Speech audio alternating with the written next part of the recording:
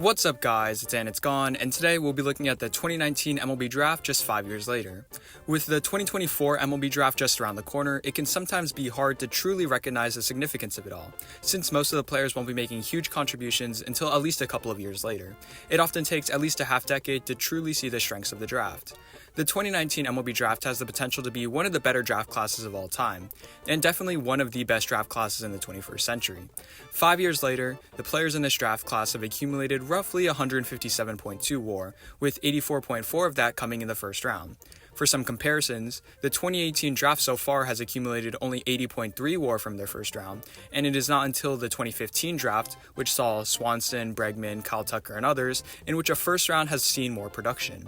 However, what makes this even more impressive is that in only 5 years, the draft class has accumulated as much WAR as previous draft classes, with less years. While most of the players from the 2015 draft class have reached their prime, adding to these numbers, the 2019 class has been on the up and coming, and I wouldn't be surprised for this class to eventually surpass the 2015 draft class in WAR when all is said and done.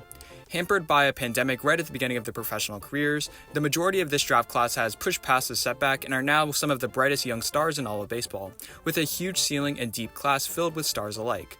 But before we get on to this video, could you guys please hit the like and subscribe button? Currently, only 3% of people who watch my videos are subscribed, so if y'all do, not only would it help me grow my channel, but it also would encourage me to create more videos like this one for you guys. Without further ado, let's get on to the video. And out of the total WAR accumulated by this draft class, only 54% of it was a result of the first round, highlighting this draft class's deep talent pool and star talent all around. Starting from the bottom up, one of the biggest bright spots would be Kerry Carpenter, a left fielder taken with the 19th round selection by the Detroit Tigers, who has since become one of, if not the best hitter in the Tigers organization, batting .283, .342, .572 in his best season yet in 2024, hitting the ball extremely hard and playing a decent left field. And one round above, we saw a pair of solid major league contributors in the knuckleballer Matt Wallner and the Canadian-born ballplayer Edouard Julien. Going into the middle rounds, we can also find a bunch of solid contributors in rounds where teams usually don't expect to find them. Vaughn Grissom, a former top prospect and huge piece in the Chris Sale trade, was drafted in the 11th round by the Braves, along with Vinny Pasquantino by the Royals. In the 8th round saw productive outfielders Will Brennan of the Guardians and Dominic Canzone of the Diamondbacks and now Mariners go here. And now, in the earlier rounds, there was a ton of young contributing talent in here too. The 5th and 6th rounds saw a trio of solid starters in Graham Ashcraft, Ken Waldachuk, and Hunter Brown in. The 4th round saw Gold Glove winning center fielder Brenton Doyle, along with the Mariners' Matt Brash and Joey Ortiz, who was one of the main prospects set in the Corbin Burnes trade. And the 3rd round, we saw our own bevy of young stars, including Michael Harris, the 2022 NL Rookie of the Year winner drafted by the Braves, along with the Rays' Ryan Pepio, and the Reds' Spencer Steer, drafted by the Dodgers and Twins respectively. And of course, I would be hard-pressed not to mention perhaps the biggest steal in the entire draft in Gunnar Henderson. Taken with the first pick in the 2nd round, Henderson has hence become the top prospect in all of baseball, the AL Rookie of the Year, and an MVP candidate in just 5 years after being drafted in 2019. Definitely on a Hall of Fame trajectory. Due to a ton of free agency signings in the 2018 to 2019 offseason, coupled with a competitive balance round given to the top 10 lowest markets of free selection, the first round consisted of 41 picks, many of them already having made solid contributions to the Major League team, and even those who haven't are still on the radar as depth pieces. Starting with the last pick in the first round in Davis Wendzel, a middle infielder drafted out of Baylor by the Texas Rangers, he was regarded as a contact-first infielder with developing power. The Rangers hoped that the 22-year-old could quickly move through the minor leagues and become a solid utility infielder. However, in the minor leagues, Wendzel initially struggled. It was clear that his power was still developing, and he was struggling with injuries that sapped his contact abilities in 2021 and 2022. However, he really did break out in 2023. Playing in AAA the entire season, Wendzel hit 30 home runs, showcasing that power tool that he's been working on, and a hot start in 2024 saw him receive a major league call-up. And while he has struggled in his short stint with the Rangers, the now 27-year-old Wendzel has made the majors, and his positional versatility makes him a valuable case for him to have a major league roster spot for the time being. And unlike Wendzel, Seth Johnson, taken one pick before by the Rays, has not made the major leagues. Taken because of a fastball that sat in the high 90s with a developing pitch arsenal out of Campbell University, Johnson was believed to have ace-level potential if all works out, and so far, due to injuries, it just hasn't worked out.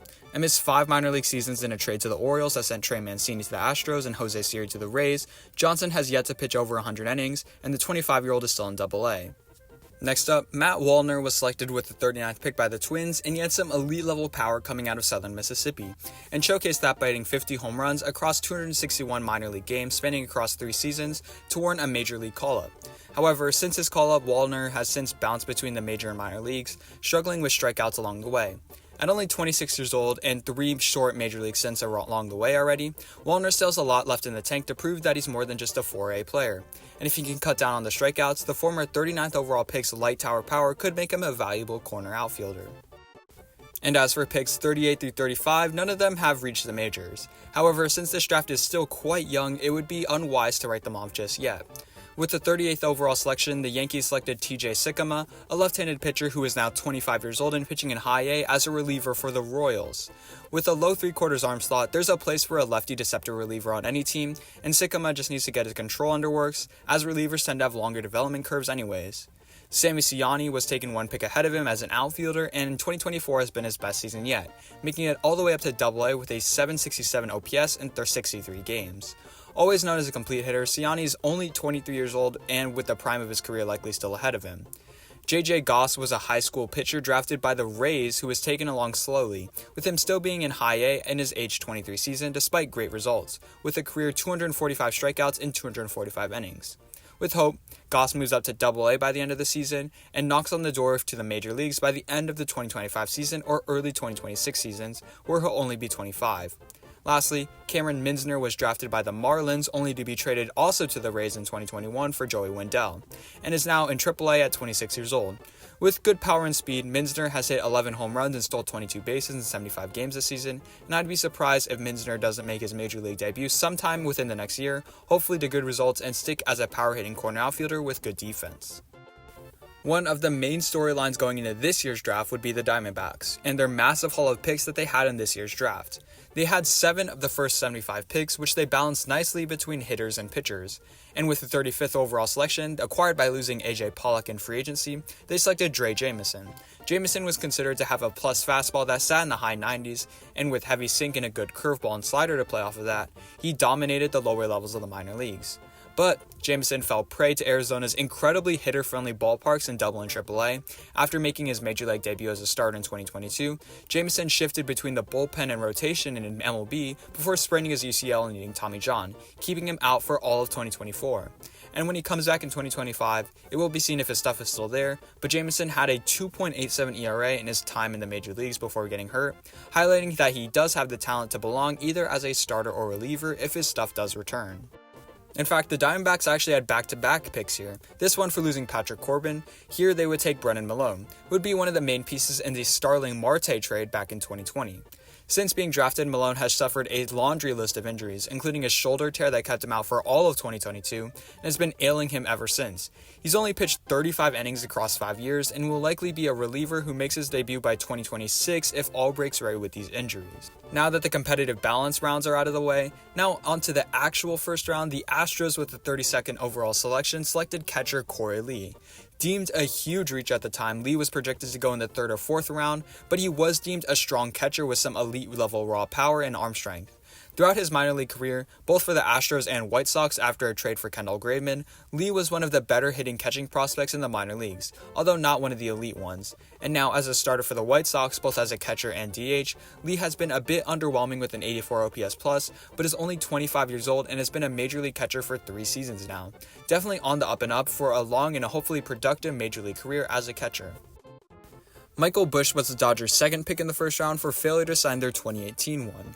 Busch was deemed a utility infielder with a complete bat, and coming out of college was deemed to shoot up the minor league ladders relatively fast. After 2 great years in 2021 and 2022, including a 2022 season where he made it all the way up to AAA and hit 32 home runs in 142 games, Busch was considered one of the top prospects in all of baseball. And after posting an absolutely insane season in AAA in 2023, hitting .323, .431, .618 for a 1.049 OPS and 27 home runs in only 98 games, Busch got the call-up but was not able to hold his production at the major league level. After failing to find a spot for him in their infield going into the 2024 season, Busch was traded to the Cubs for 2 young prospects in Zahir Hope and Jackson Ferris, where Busch has been an incredibly productive player for the Cubs, leading the team in OPS. Now solidified as a first baseman, Busch nicely fits the power-hitting first baseman archetype for the Cubs, and his bat should stick with the Cubs for a long time. Next up, Anthony Volpe might be considered one of the first real home runs in this year's draft, especially considering where he was drafted. Talent-wise, Volpe was likely better than the 30th overall pick, but concerns regarding his commitment to Vanderbilt scared some teams off. Volpe was signed by the Yankees and dominated in the 2021 and 2022 seasons, including a 27-homer, 33 stolen base season, and a 21-homer, 50 stolen base season in back-to-back seasons, both with outstanding defense on top of that. In his rookie year in 2023, Volpe had a 2020 season and won a Gold Glove, but struggled with making consistent contact. And in 2024, although the bat is still coming along slowly, Volpe's defense hasn't remained, and he looks like a staple for the Yankees as a glove for a shortstop with real MVP chances if he can replicate his minor league statistics offensively at the major league level. Drafted one pick before by the Athletics was Logan Davidson. Out of Clemson, Davidson was considered a relatively safe prospect in that he had no real holes in his game and would be a solid contributor who can make it up the minor league ladder pretty fast, either as a shortstop or third baseman. However, Davidson stalled out in Double-A for almost 3 seasons, and he really wasn't making any consistent contact. There was virtually no power either. However, Davidson really turned a corner this year, hitting .297, .366, .492 with 5 home runs in 37 games. Now 26, Davidson will likely make his major league debut by this season. Ethan Small has been a player whose time in the major leagues has been paused because of injuries. Drafted by the Brewers because of a devastating changeup, Small is a left-handed pitcher who sits in the low 90s but has a fleshed-out arsenal led by a change. He dominated the lower levels of the minor leagues with a 1.98 ERA in 18 starts in 2021, but his lack of a continued development regarding his off-speed pitches outside of his changeup led him to becoming more hittable as a starter in the upper levels of the minor leagues. Traded to the Giants for cash, Small likely still has a career ahead of him as a lefty reliever, but he must stay healthy for that to occur, which he hasn't within the last year. Ryan Jensen was considered a pretty big reach at the time. He had a 5.84 ERA in his collegiate career before breaking out in his final season at Fresno State, very similar to another Cubs draftee in Cade Horton, who had a similar breakout before the draft. However, Jensen really never had a productive dominant season as a starter, led in part by a lack of command in the minor league level, leading him to be released by the Cubs, and after some maneuvering on the DFA train, landed with the Twins where he currently is today. A reliever now, Jensen has posted a 2.1 ERA in his best season for the Wind Surge this year, and will likely be called up for bullpen depth sometime down his career. The third of 4 Diamondback selections in this video is Blake Walston, a lanky, projectable left-handed starter who was deemed to have a high ceiling if his velocity pans out. At 6'5" and 175 pounds, scouts initially projected his low 90s fastball to move in the mid to high 90s, but it just hasn't happened. Walston's velocity has remained in the high 80s to low 90s throughout his entire minor league career, but has showcased an effective enough cutter and slider to be productive in the upper levels of the minor leagues, where he got a major league call-up amidst a bunch of rotation injuries for the D-backs, pitching to an ERA of 2.81 before getting an injury of his own. Long-term, Walston simply doesn't have the stuff to be a top-end arm, but certainly has the arsenal to be a middle to low-end starter. Kody Hoese is another infielder drafted by the Dodgers with a complete bat and positional questions. However, unlike Busch, Hoese has remained with the Dodgers organization throughout his time and looks primed to become the Dodgers' third baseman sometime in the future following Max Muncy's departure. After stalling out for 3 seasons, including multiple injuries along the way, Hoese has had his best season yet for the Oklahoma City AAA team in 2024, batting .304, .367, .464 in 67 games for the club. Although the great power seen as a draft prospect hasn't been showcased throughout his minor league career, Hose's developing contact abilities and eye at the plate has been encouraging to see for his career over the long term, and his floor is likely a utility journeyman middle infielder. Daniel Espino is likely one of the best players talent-wise who has yet to make his major league debut. At one point, Espino was considered one of, if not the best right-handed pitching prospect in the entire game, but injuries have prevented him from throwing a pitch since 2022. Espino has the best fastball in his entire class, topping out at triple digits with some insane life to it and a great set of off-speed pitches and a slider and curveball. Espino had become a top prospect after an insane 21 season, striking out 152 batters in only 91 2/3 innings in his age 20 season, moving up to high A. However, knee and shoulder injuries have caused him to only throw 18 innings since, and when he comes back in 2025, he'll only be 24, but he'll likely be in Double-A. If this stuff remains, Espino will quickly reassert himself as one of the quality young pitching prospects in the league, with the stuff to be an elite top-of-the-line starter or shutdown closer if that better fits his long-term health. Michael Toglia was considered a little bit of a reach with the 23rd overall selection in that his bat did not make up for the lack of playing a true premium position in first base, but was still considered one of the better power hitting prospects at the time with sneaky athleticism and good defense at first base. As expected from many college power hitting bats, Toglia quickly ascended up the minor league ladder and made his major league debut in 2022, just shortly after 3 years since he was drafted. And while his minor league numbers were great, Toglia's was inconsistent and kind of a 4A player of sorts with the Rockies, bouncing between the major and minor leagues. In AAA, Toglia makes consistent enough contact to back up his power hitting numbers, and in the majors, while the power still remains, the strikeouts bump up entirely and the average dips, as shown by his 2024 season, where he's hit 9 home runs in only 39 games, but with a 183 batting average. With light tower power showcase in both the major and minor league levels, Toglia will likely always get a spot on a roster due to his potential alone. But in order to become a true everyday caliber player, Toglia must improve his consistency and his contact. When the Rays drafted Greg Jones 22nd overall, they hoped that they could develop his bat well enough to complement his elite level speed, turning him into a prototypical leadoff hitter and defense merchant in center field or as a utility man. The issue was that as a college bat, Jones was already 21 when he was drafted, and a complete overhaul that the Rays envisioned would take some time, meaning that Jones would have to spend a long time in the minor leagues, which would have worked better if Jones was 18 coming out of high school. As the Rays predicted, the bat has come along pretty nicely, complementing his speed as he's stolen 133 bases across 302 minor league games in his career. However, he's 26 now, and his prospect status has tarnished a ton, being traded to the Rockies for depth pitcher Joe Rock.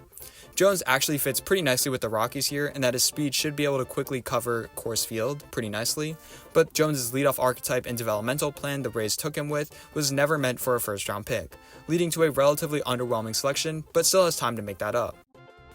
Like the Dodgers and Diamondbacks, the Braves had 2 first-round selections, and with the second one, they selected shortstop Braden Shewmake out of Texas A&M.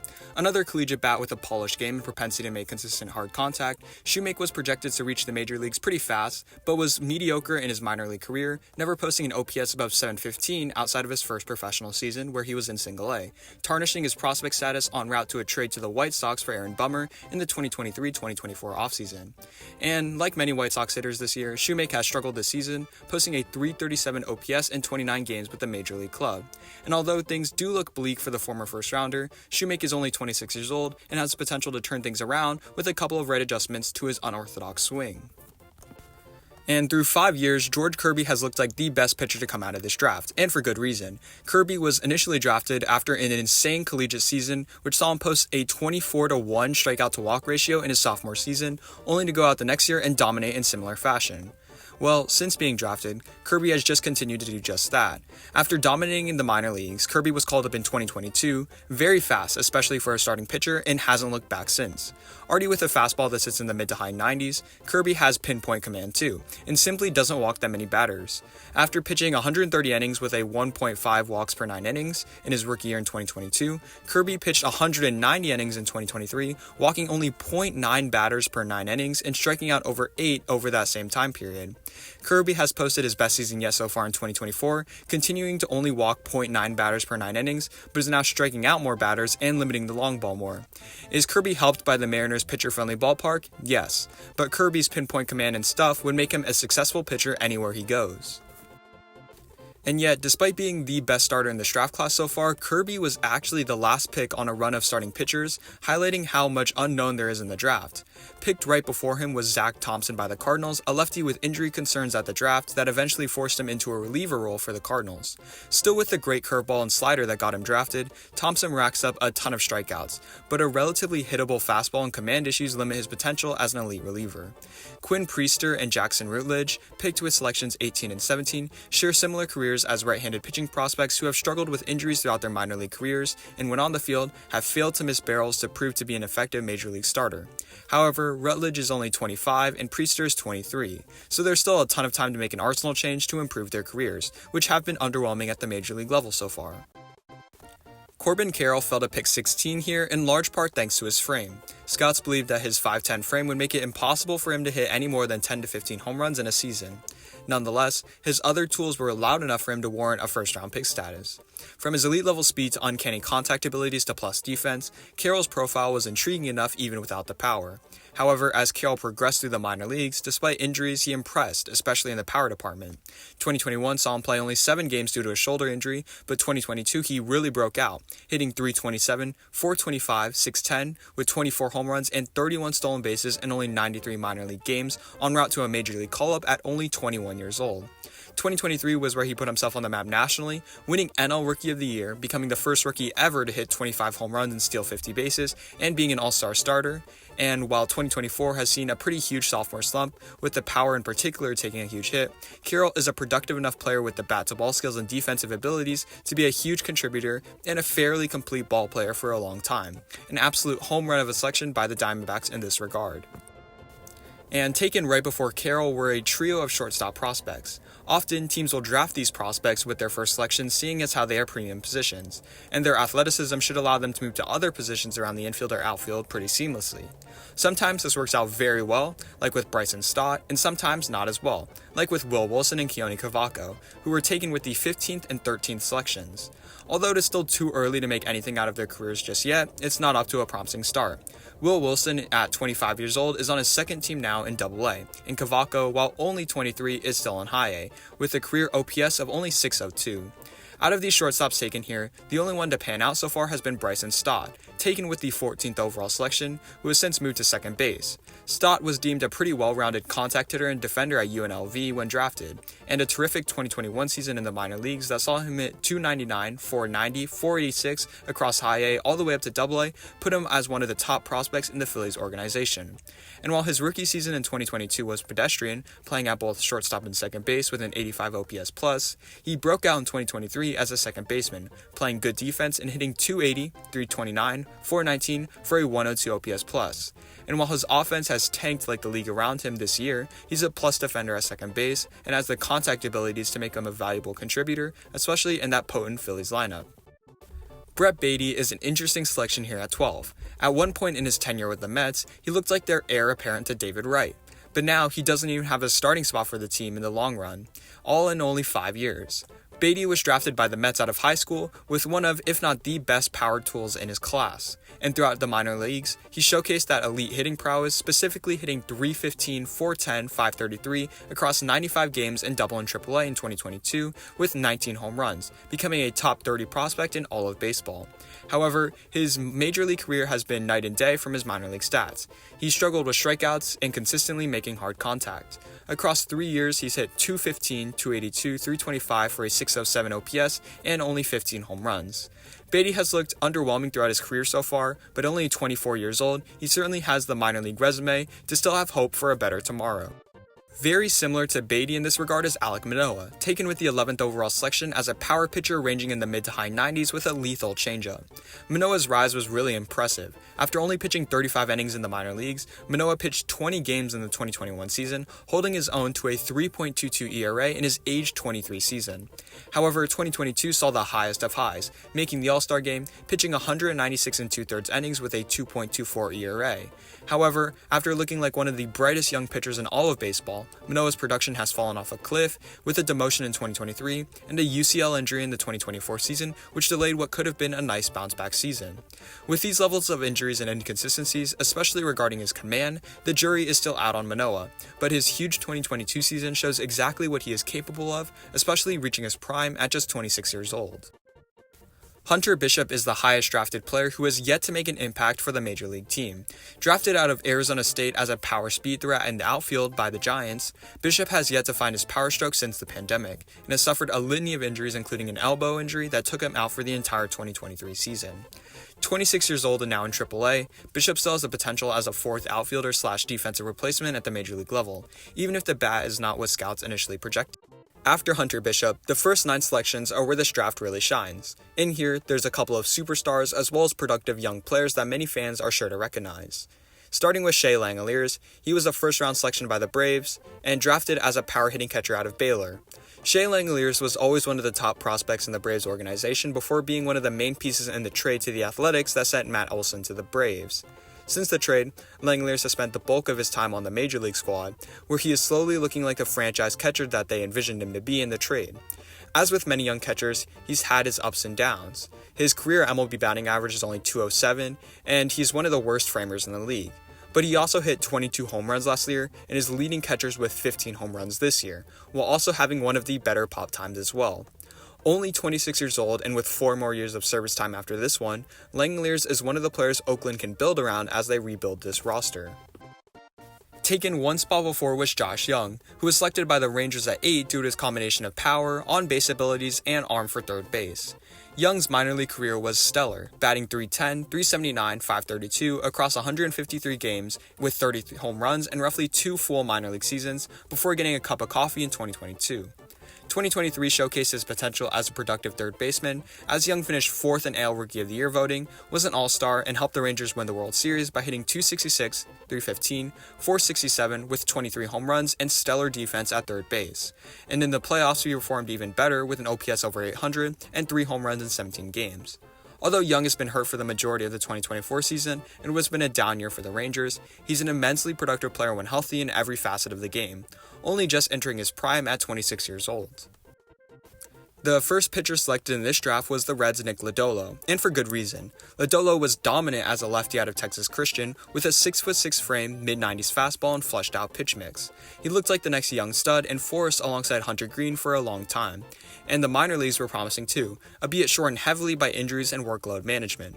Across 30 games in his minor league career, Lodolo has posted a 2.7 ERA and 149 strikeouts in only 96 innings. The issue is that he only pitched 96 innings across 3 years, with his max being 50 innings in 2021. In the majors, this trend has somewhat continued. He was just recently placed on the IL with blister issues, but has been great, especially this year when healthy, posting a 2.96 ERA in 12 starts, striking out over a batter per inning. Lodolo will likely never be the starter that consistently pitches into games, but his stuff, minor, and major league statistics point towards a career as a middle to high-end starter. CJ Abrams was drafted 6th overall by the Padres, and he was a lot like Greg Jones earlier, but he already had a developed eye to play inconsistent contact abilities to complement his speed. Already known for his bat-to-ball skills, Abrams showcased some gap-to-gap slug throughout his minor league career for the Padres, becoming a top 10 prospect in all of baseball before being one of the main pieces sent to the Nationals as part of the Juan Soto deal. Abrams, while having struggled getting acclimated to major league pitching in his first couple of seasons, has since become one of the most improved players in 2024, and a staple in the Nationals' offense, hitting .283, .348, .505 for an .853 OPS, and 13 home runs in 78 games so far. While his defense still does need some work at shortstop, Abrams' bat has developed nicely for the Nationals now, who are now beginning to reap the benefits of that huge Juan Soto deal a couple of years after the trade. Riley Greene has quietly had one of the most productive careers out of any of these first-round draftees. After raking in the minor leagues in his late teens and early 20s, including a 2021 season that saw him become one of the best prospects in all of baseball by hitting .301, .387, .534 for a .921 OPS in 24 games, Greene made his major league debut shortly after in 2022. After showcasing his abilities as a contact hitter, but struggling with injuries that sapped his power, Greene has remained healthy for the 2024 season and has seen an increased power stroke that has added another facet to his game. Greene has already hit a career-high 15 home runs, and although the bat-to-ball skills are down, he's being much more selective as a hitter, also with a good defense in left field. Greene is a very complete ball player for the Tigers, capable of being a multiple-time All-Star and a franchise-caliber player to build around. In terms of their careers over 5 years, J.J. Bleday certainly has been a tad bit underwhelming, especially considering the talent that he was surrounded by. Drafted 4th overall out of Vandy by the Marlins, Bleday was a left-handed polished hitter with power and bat-to-ball skills, but struggled in the minor leagues in 2019 and 2021.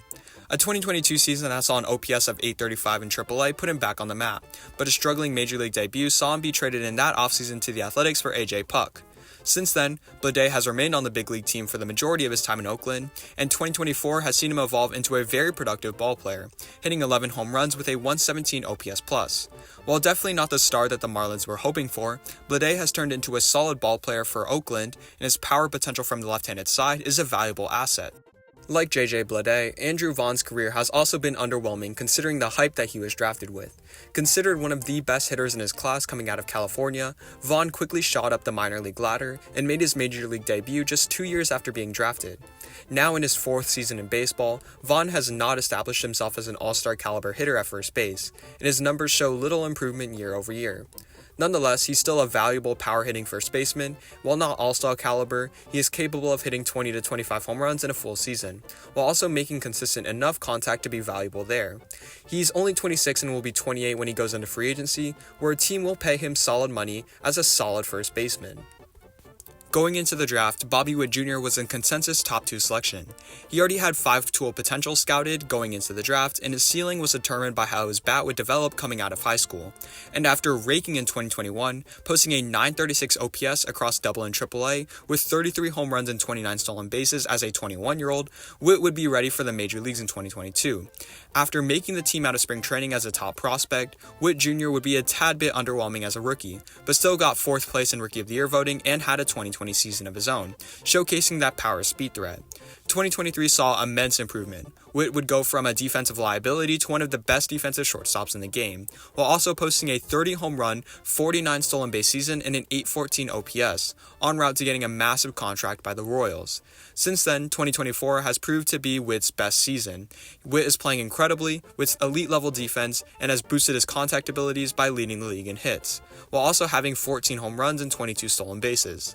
Definitely on track for a Hall of Fame nod of his own if he keeps his production. Adley Rutschman is also on track for the Hall of Fame after being the first overall selection by the Orioles out of Oregon State. The almost consensus number 1 overall selection was the complete package, providing excellent defense behind the plate while not only having elite level power but also bat-to-ball skills. Rutschman dominated the minor league level, where he had a career .877 OPS and 30 home runs in 180 games, becoming a top prospect in all of baseball, all while being heralded for his great defense before being promoted in 2022, where he hit a triple in his MLB debut. Rutschman has been incredibly consistent for the Orioles. His career OPS is .810, and this year the power is up. He's tied with Shea Langeliers for the lead in home runs among catchers with 15, and while not striking out a ton and being a good defensive backstop. Like Witt, Rutschman is on a Hall of Fame track and is one of the faces of an incredible Orioles franchise built off the backs of that 2019 draft class that also saw Gunnar Henderson. Thank you guys so much for watching. Remember, if you enjoy, please like, share, and subscribe, and comment down below new video ideas. If you like these types of draft videos, let me know if you would like me to do another year. And if you have any other video ideas, also let me know in the comments down below.